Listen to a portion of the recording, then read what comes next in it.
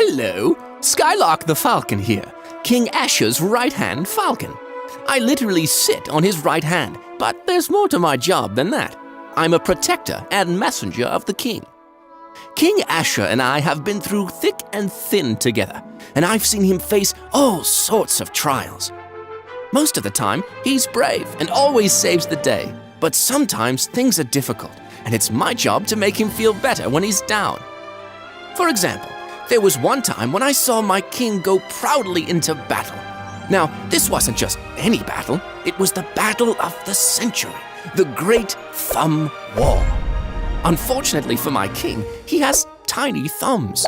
I'm talking much smaller than an average thumb should be, like baby thumbs. He practiced as much as he could, but alas, his tiny thumbs lost that fateful day. He retreated back into his garden where no one else was allowed to go.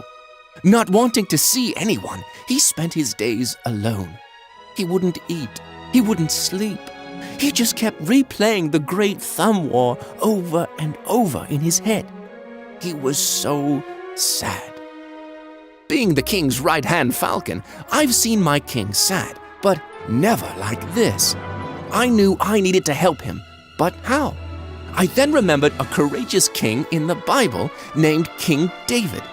One day, King David found out some terrible news. His best friend Jonathan had died in battle.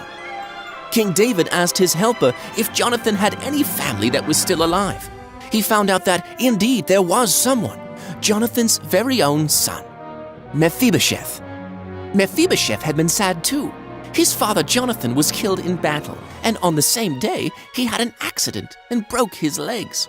He could never walk again.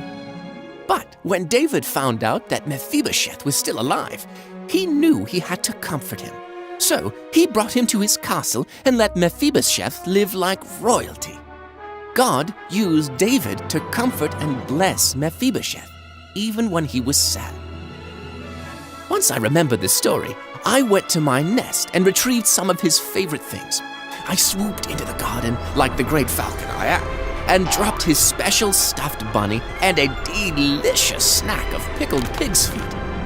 Even though that was his favorite treat, it still didn't cheer him up. Then it came to me. He needed his shield. It had always been a reminder that God was with him through every battle. I was absolutely right.